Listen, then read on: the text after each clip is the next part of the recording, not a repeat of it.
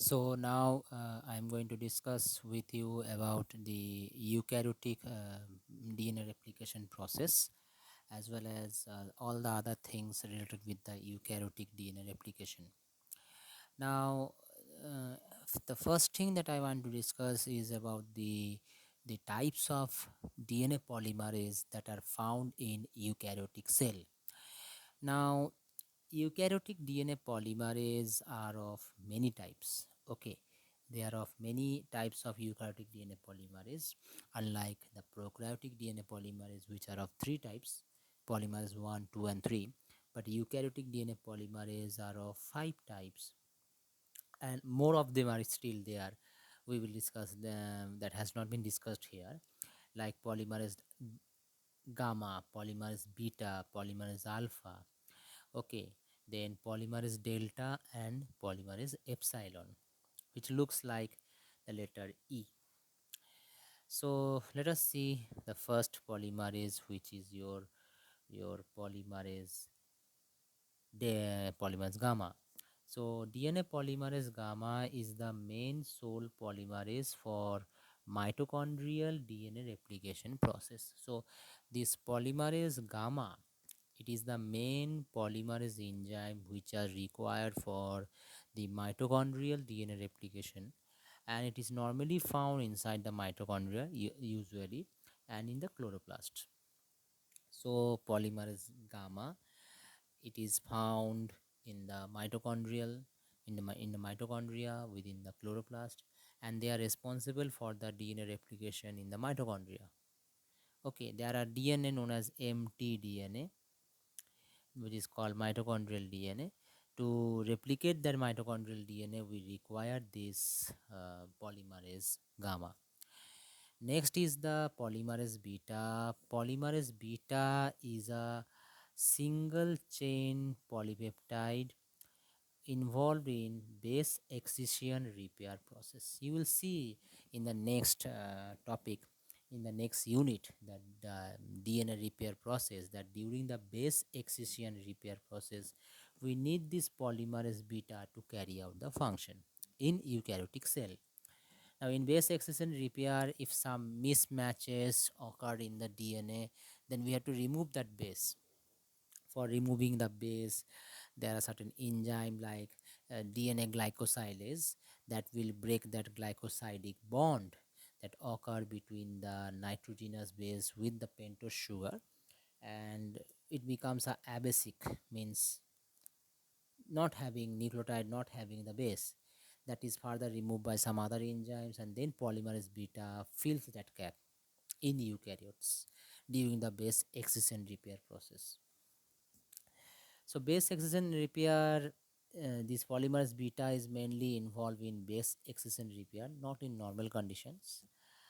Then comes the polymerase alpha. Yes, this is the main initiator DNA polymerase. Just like we have primase in prokaryotes, similar we have polymerase alpha in eukaryotes. Actually, this polymerase alpha associate with another enzyme called primase. Okay, the same primase that function in prokaryotes, same here is also function in eukaryotes as well, and together it is called as Pol alpha primase complex. So polymerase alpha initiate the eukaryotic replication process by forming a complex with the primase enzyme. So your polymerase alpha, this is the main initiator of your replication, eukaryotic DNA replication process. It forms a complex with the primase and form the Pol alpha primase complex. This Pol alpha primase complex bind to the origins of replication, and then it synthesizes a short strand of RNA, about 10 base pair approximately, followed by 20 to 30 bases of DNA. That means initially it first form short strand of RNA. Now this short strand of RNA that I have drawn a line, is of at least 10 base pair in length, and then it is followed by 20 to 30 bases of DNA. 20 to 30 base pair of DNA. Now, obviously, the 10 base pair of RNA is initiated by the primase, and the and the 20 to 30 bases of DNA is initiated by the Pol alpha. So that's why the Pol alpha primase complex works together to initiate the DNA replication. Okay, and then it will be replaced by other DNA polymerase, which will further extend the chain, which will further elongate the chain. So when it is replaced, when the Pol alpha primase complex have done their function, first they have synthesized 10 bases of RNA as catalyzed by the primase. Then it is followed by 20 to 30 bases of DNA as catalyzed by the DNA polymerase alpha. Then after that, it will be replaced. The Pol alpha primase complex will be replaced by another DNA polymerase, which will further elongate that strand. And this event is called as polymerase switching to replace the Pol alpha primase complex with other DNA polymerase, which will further extend the chain, which will further elongate the chain. Next is the Pol delta and Pol epsilon. Pol delta and Pol epsilon, they have polymerase activity as well as they have proofreading activity. That means they check the incoming nucleotides that correctly match with its complementary base. That means it has 3' to 5' exonuclease activity. And they can only bind to the DNA with the help of sliding clamp known as pCNA and clamp loader known as RFC. So DNA polymerase delta and epsilon, they have polymerase activity. That means they can catalyze the synthesis of nucleotides from 5' to 3' direction. They add nucleotides to the 3' end, and as well as they have proofreading activity. That means they check the incoming nucleotides that correctly matches with its complementary base in the parental DNA strand.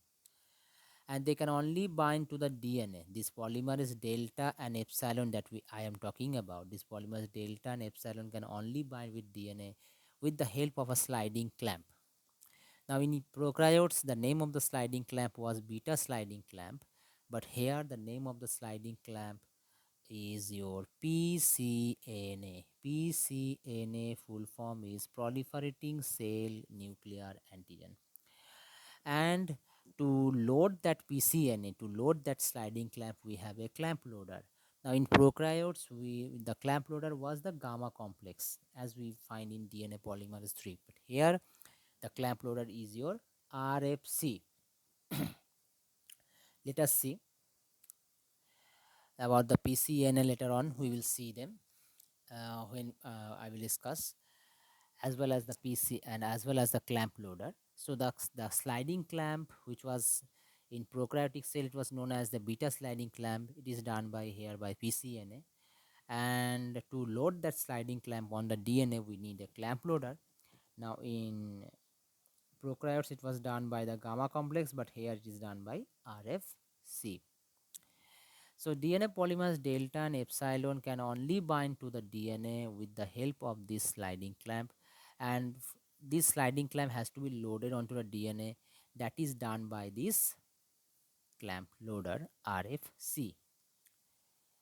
DNA polymerase, after initiation done by the Pol alpha primase complex, then your DNA polymerase delta and epsilon carries out the synthesis process in the opposite strands.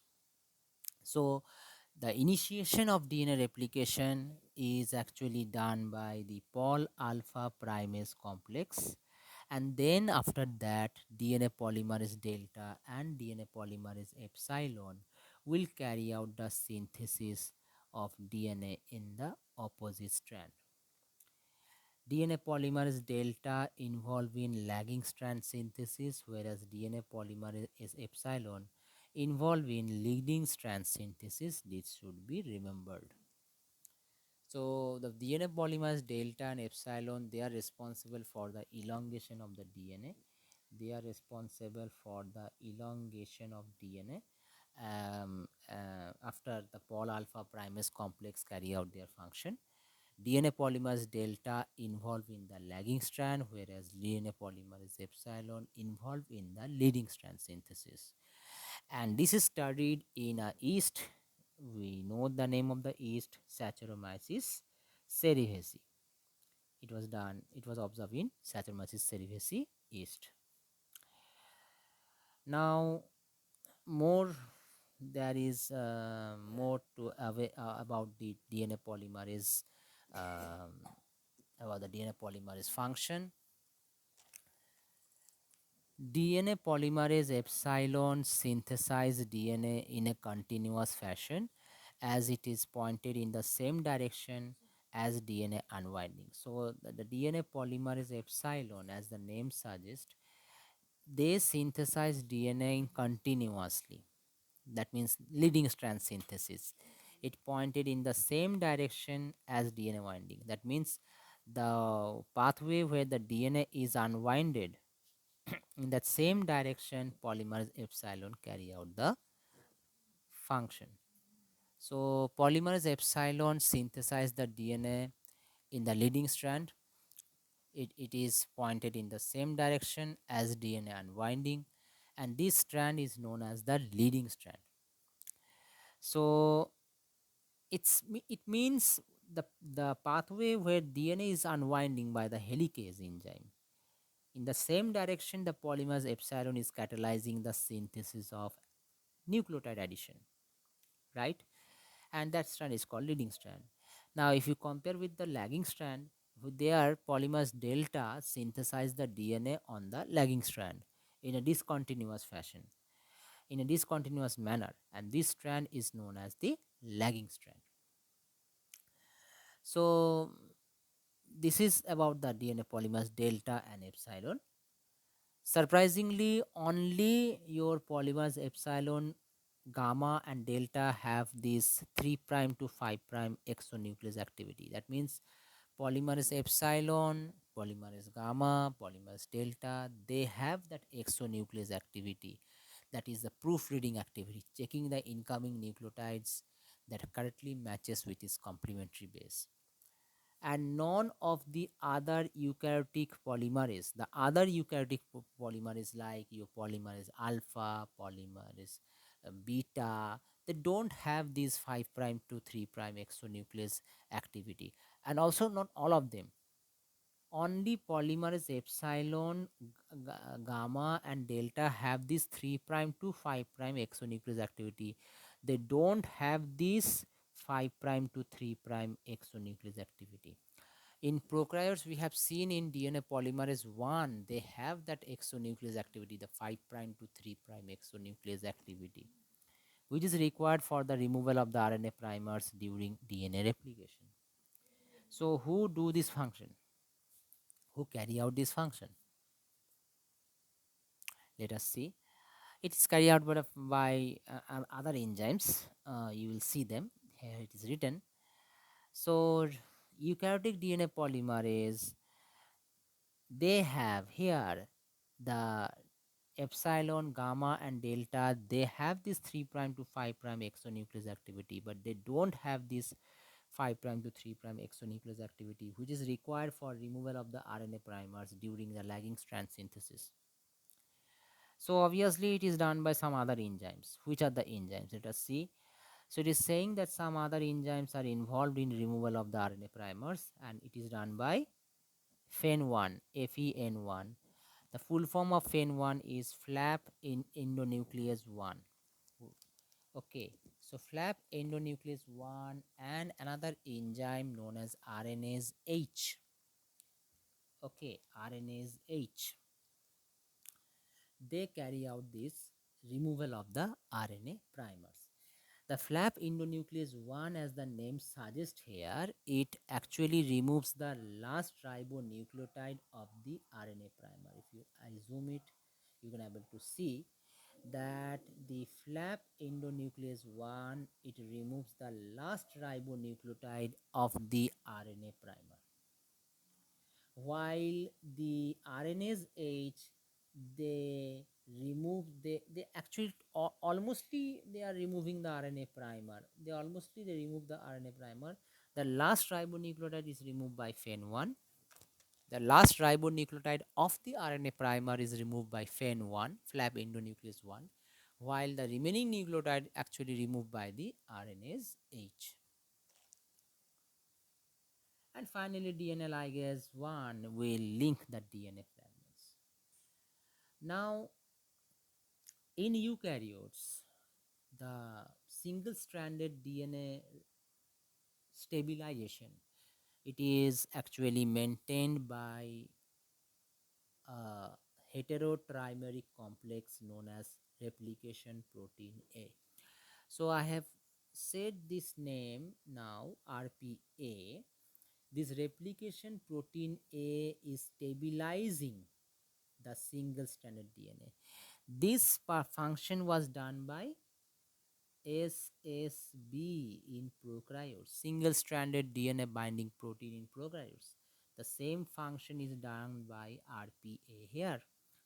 So replication protein A is stabilizing that single stranded DNA. Other enzymes are also involved.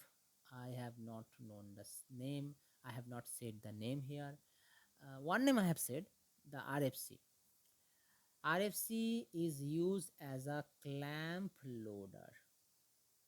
It is used as a clamp loader, so it maintains the binding of this pCNA clamp to the DNA so that the DNA polymerase epsilon and delta can come into act, can start it to catalyze the synthesis of DNA. So replication factor C or RFC, here it is acting as a clamp loader and it regulates the binding of your clamp, which is the pCNA clamp of the polymerase to the DNA. So replication factor C, it is clearly written that replication factor C acts as a clamp loader and regulate the binding of, here it is written, pCNA. It regulates the binding of the sliding clamp, which is called pCNA, of polymerase to the DNA. Now, I have not said this name, CDC45, MCM and GINS. CDC45, MCM and GINase helicase complex. This is a whole complex enzyme made up of different proteins, as you can see. Okay, the MCM full form is mini chromosome maintenance. GINS, its full form is little bit awkward. Its name derived from the Japanese numeric GINS. G refers to go, go, and in Japanese language, go means number 5. I for ichi, okay, ichi or ich you can say, that refers to number 1 letter or number 1 one number in Japanese language. N for ni refers to the number 2 in Japanese language, and S for san refers to 3 in Japanese language. So that's why it gets the name GINS. And CDC45 is actually it is actually a cell division cycle protein. Okay, and 45 refers to the molecular weight maybe. So let us see this complex, this CDC45, MCM and GINS complex. It is I have said it is a helicase complex, right? So it has must be a helicase activity. CDC45 full form is cell division cycle protein 45, and it is required for DNA synthesis during the whole genome replication. Okay, so CDC45 is needed, not properly specifically it has been said that why it is needed in DNA replication process. MCM, the mini chromosome maintenance. MCM or mini chromosome maintenance is that actual DNA helicase. The actual DNA helicase, that is a DNA B in case of prokaryotes. Here the name is MCM.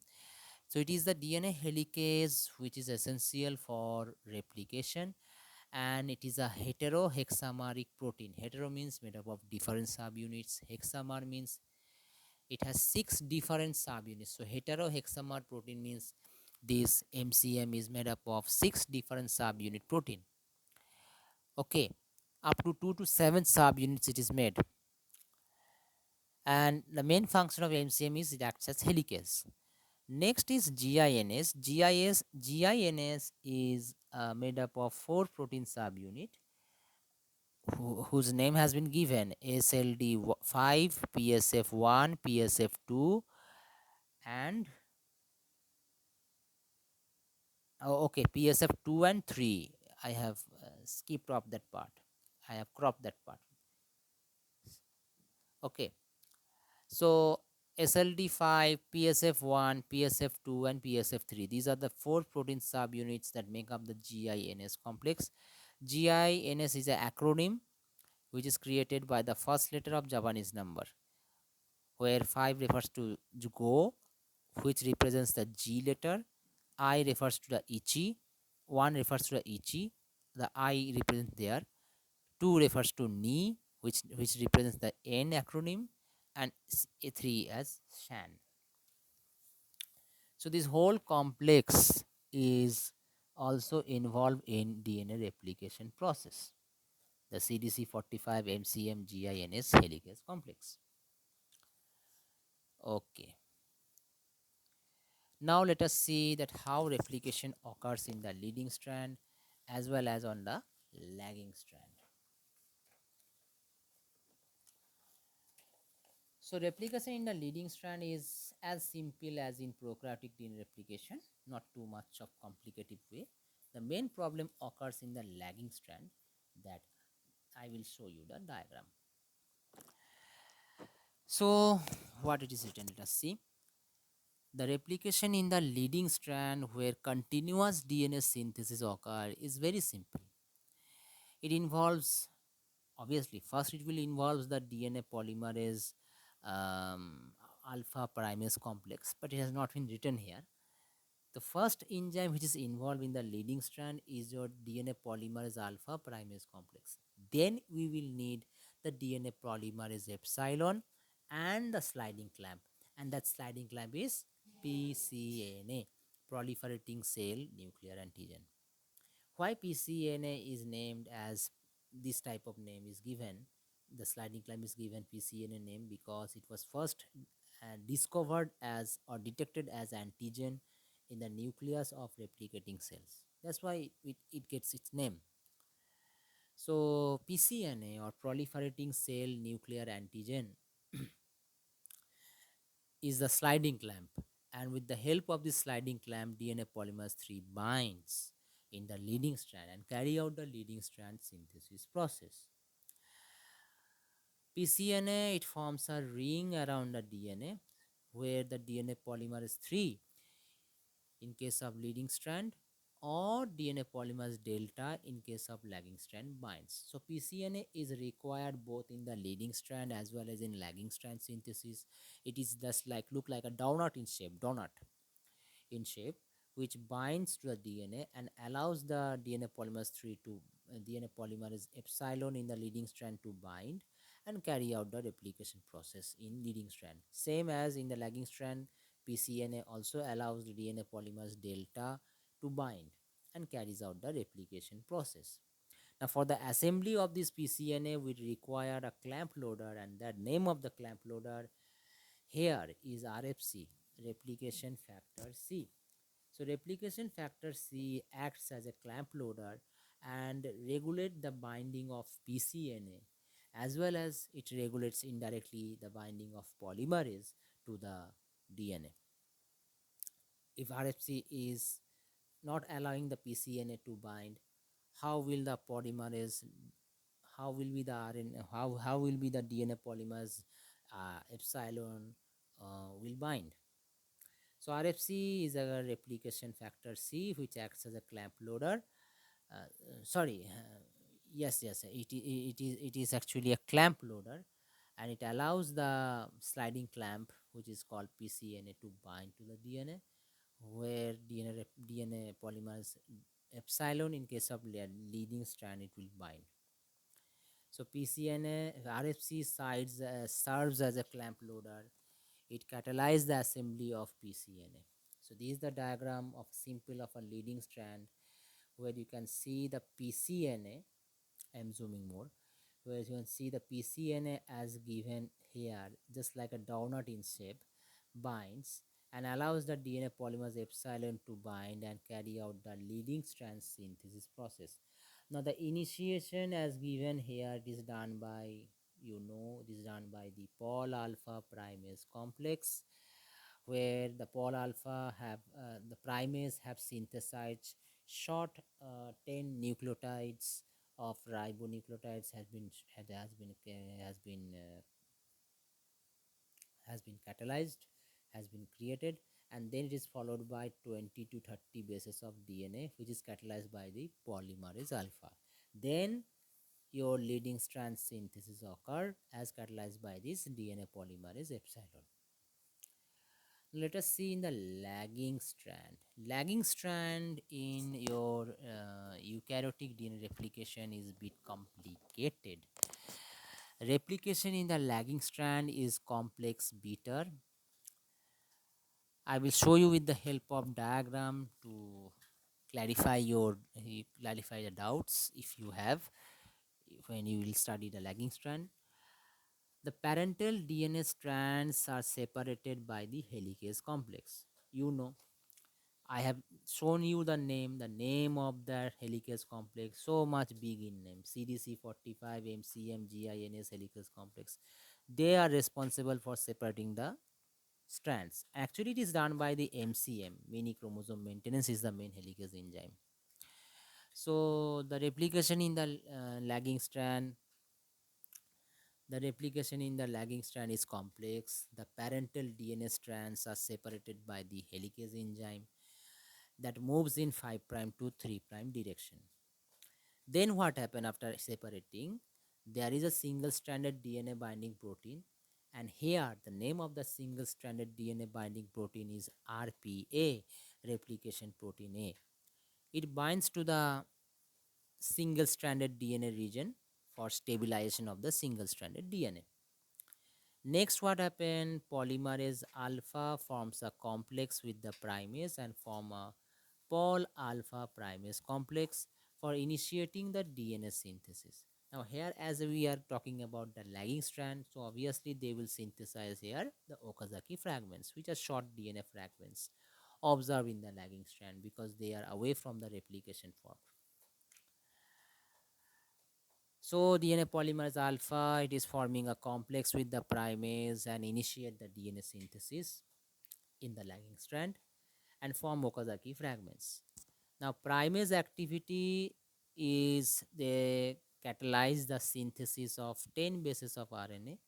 Then it is followed by polymerase alpha, which synthesize 20 to 30 bases of DNA. So in this way, the polymerase alpha primase complex carry out their work. Now more activity of Pol alpha primase complex will be look in the lagging strand because every time fragments of DNA are being produced because they are synthesizing away from the replication fork. So lot of activity of polymerase alpha with the primase enzyme can be seen. So this Pol alpha primase complex is then removed, which allows binding of the RFC, which is the clamp loader, which is the sliding clamp to the primer DNA strand. So this Pol alpha primase complex, after synthesizing that short RNA primer, with 20 to 30 bases of DNA, then this Pol alpha primase complex remove out, which allows the binding of the sliding clamp known as not sliding clamp, RFC, the replication factor C binds. It is a single stranded DNA binding. It is a clamp loader. RFC is a clamp loader. It binds. And RFC allows the binding of the sliding clamp, which is known as PCNA. Then PCNA allows the binding of DNA polymerase delta in the lagging strand and elongates the Okazaki fragment up to 200 base pairs. So what happened? I am again repeating. First, who come into play? The Pol alpha primase complex.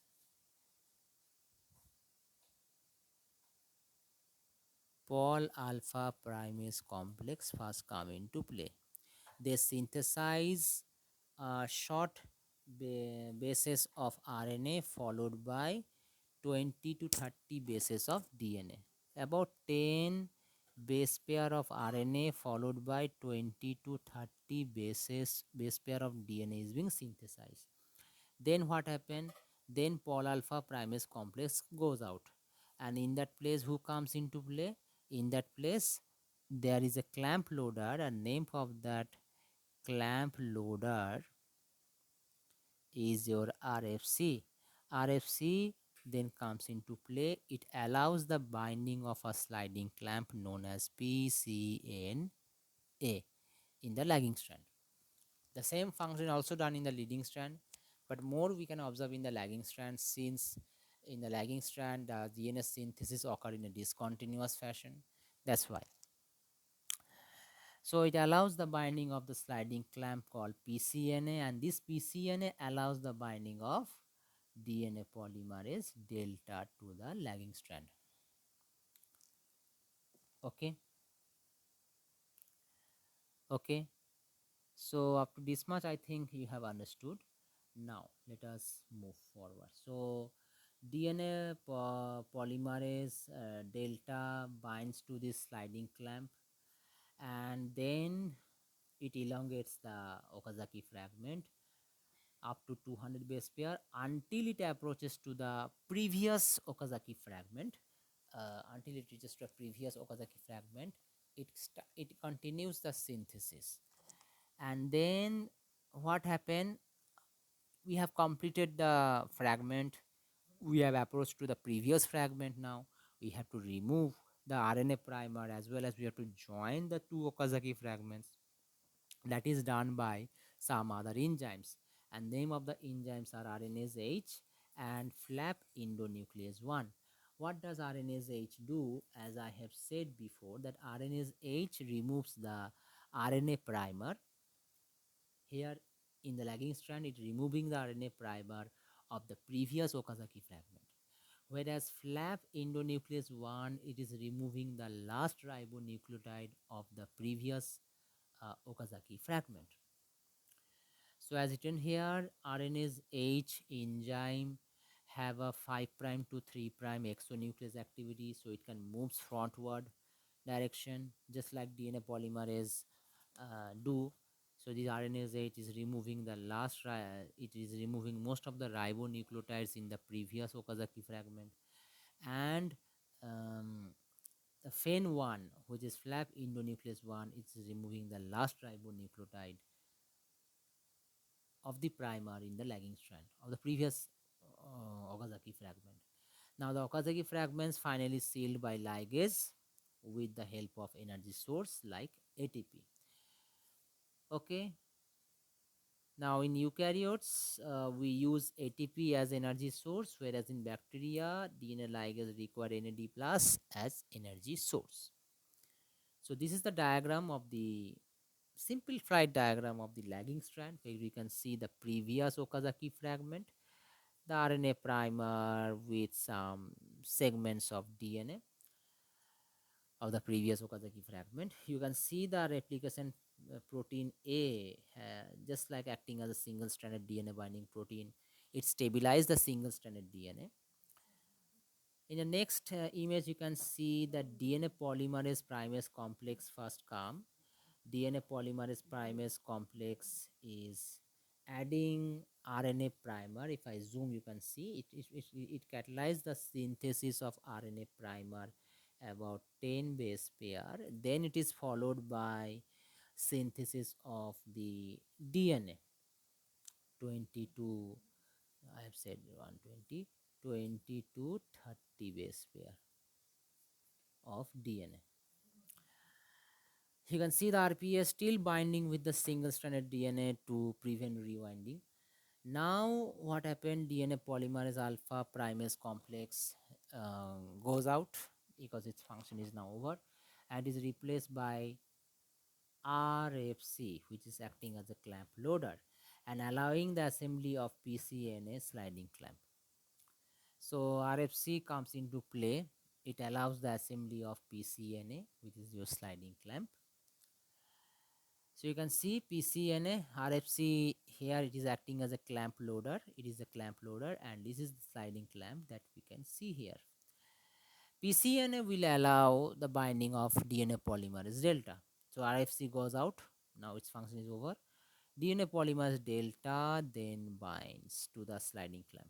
So DNA polymerase delta binding to the sliding clamp, you can see, and DNA polymerase delta starts synthesizing until it reaches to the previous Okazaki fragment up to here.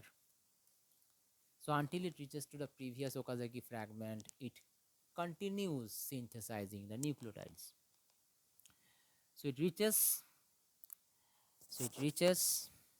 after that what happened? After that, now what we have to do?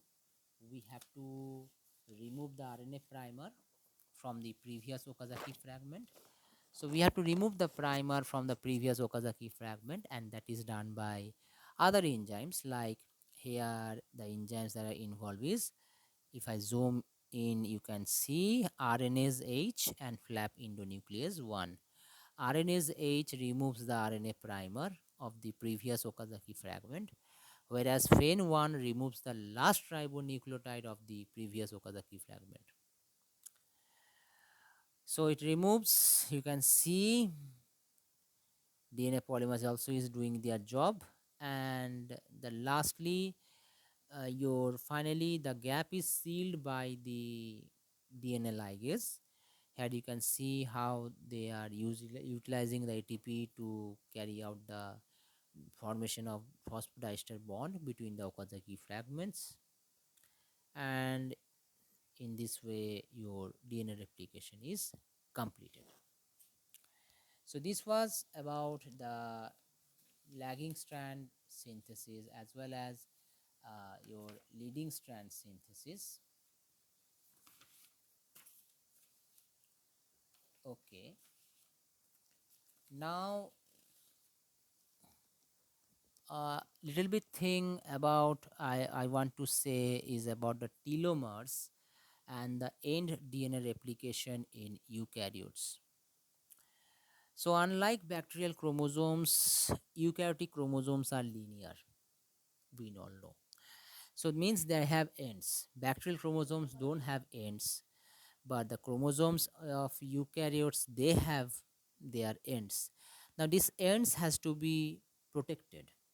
Otherwise, if they don't have that protection, then other fragments of other chromosomes can come and bind. Okay, and cause chromosomal aberrations, chromosomal structural change. So unlike bacterial chromosomes, the chromosomes of eukaryotes are linear. That means they have ends, and this ends poses a problem for the DNA replication.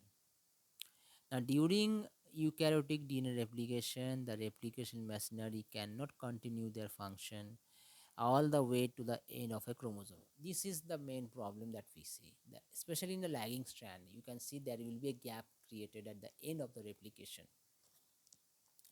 So during eukaryotic replication process, the replication machinery cannot continue their function all the way to the end of the chromosome. So DNA replication by conventional polymerase proceeds from 5' to 3' direction. The leading strand would not cause any problem, but the main problem occurs in the lagging strand, because the lagging strand will eventually lose their extreme 5' end after the RNA primer is removed. So that creates a problem. So how to solve this problem? To solve this problem, we need some replication machinery. We need some other mechanisms which can able to replicate at the extreme 5' end of the DNA in lagging strand. How we can do? So for going through this problem, to solve this problem, um, we need a special sequence, and that sequence is your telomere sequence. What is telomere? A telomere is a region of repetitive nucleotide sequence. Telomere is a region of repetitive nucleotide sequence at each end of a chromosome, which protect the ends of the chromosome from getting deterioration. So telomere, it is a region of repetitive nucleotide sequence at each end of a chromosome, which protect the ends of a chromosome from getting decay, or you can say from getting deterioration. So that sequence has to be placed here. And who actually synthesize this telomere at the end of the chromosomes, at the end of the DNA? That is done by some other enzymes known as telomerase. Okay. Now, in vertebrates like us, we have this type of repetitive telomere sequence, double T A triple G, double T A triple G. This type of sequence is found at the end of the chromosomes, okay, in the lagging strand, to protect the ends of the chromosome mainly. Synthesis of the telomeres is mainly achieved by cellular reverse transcriptase called telomerase. Telomerase is a special enzyme which have the reverse transcriptase activity. Normally, reverse transcriptase activity are those such type of enzymes which can catalyze the synthesis of DNA using the RNA as template. Okay, this type of enzyme is normally found in retrovirus. Here, telomerase carries out the same thing. They use the RNA as a template to catalyze the synthesis of DNA. So, telomerase is a RNA dependent DNA polymerase which adds the telomeric DNA. This type of telomeric DNA it adds to the ends of the linear DNA. So, telomerase is responsible for your maintenance. It is responsible for the maintenance, the length of the chromosome. It is responsible for maintenance the length of the telomeres.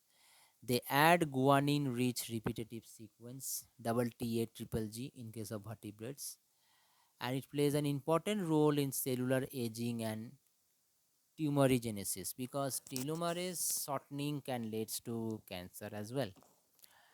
And this occurs as we age. That's why aging occurs. There is a big scientific research going on telomerase function with aging. If we can able to improve the function of telomere, our cell will have a long lifespan and we will have a long lifespan. So these telomeres are being catalyzed by telomerase enzyme which maintain the length of the telomeres by addition of guanine rich ribonucleotides, repetitive sequence, double TA triple G, this type of sequence in vertebrates it adds, and plays an important role in cellular aging, and it also prevents cancer. Telomerase is a ribonucleoprotein complex. What does it mean? Ribo means it is made up of RNA. Nucleoprotein means it is made up of nuclear protein complex. So it has RNA as well as protein part. The main core enzyme includes telomerase reverse transcriptase and telomerase RNA template. So it has a reverse transcriptase activity, means they use the RNA as a template and synthesize DNA. Well, from DNA, if you make RNA, that is called transcription.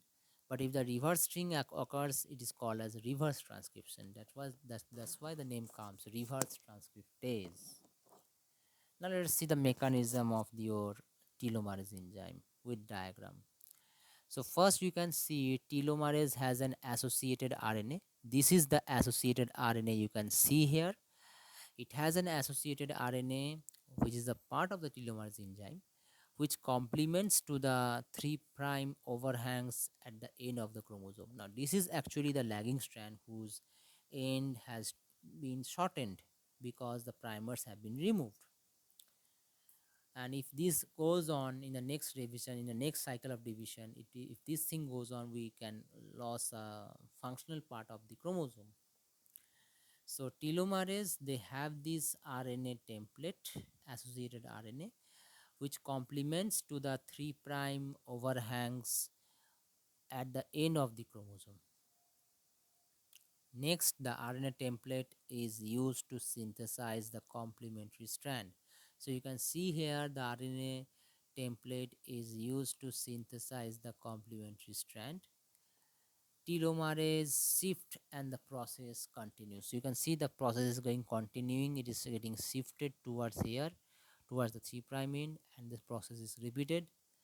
Primase and DNA polymerase alpha, that means the DNA polymerase alpha primase complex, then synthesize complementary strand and seals the nick by DNA ligase. So you can see the Pol alpha primase complex now come into action and it starts synthesizing, start filling this gap, which will be finally sealed by the ligase enzyme. Okay, so in this way, if I show you the diagram again, you can see here more diagram I have given you in the in this PDF related with the book. You can see it is it has been drawn. Some videos I have also tried to discuss with you in the WhatsApp group. You can see them also. So you can see that the telomerase with associated RNA which overhangs at the end of the chromosome. The RNA, you can see it is using as a template here. Telomerase has this segment of RNA which is used as a template for synthesizing DNA, and the RNA template is used to synthesize the complementary strand. Telomerase is shifting towards the direction of replication and the process is repeated many times. Then primase, the Pol alpha primase or complex come into action, which seals the which finally fills this gap. This gap is being filled by the Pol alpha primase complex. Finally, the fully gap is sealed by the ligase enzyme. Now, these telomers are highly sensitive to oxidative stress. There is evidence that oxidative stress mediated DNA damage is an important determinant of telomerase shortening. So they are highly sensitive to oxidative stress. So oxidative stress mediated DNA damage is an important determinant of telomerase shortening. Now, to this oxidative stress can be defined as disturbance in the balance between the production of reactive oxygen species and antioxidant defenses. So, by using antioxidant which can inhibit the oxidation and can prevent or slow down the damage to the cells caused by these radicals. So, in this way, telomeres come into function. I hope you have understood all the parts that I have tried to discuss with you in this video lecture. Hope you have understood this part. More information has been given about the telomeres in this PDF. You have to study them. Okay, just go through the diagram, and some more information about DNA replication in nucleus has been given here. I have discussed with you this part. Just all for this lecture.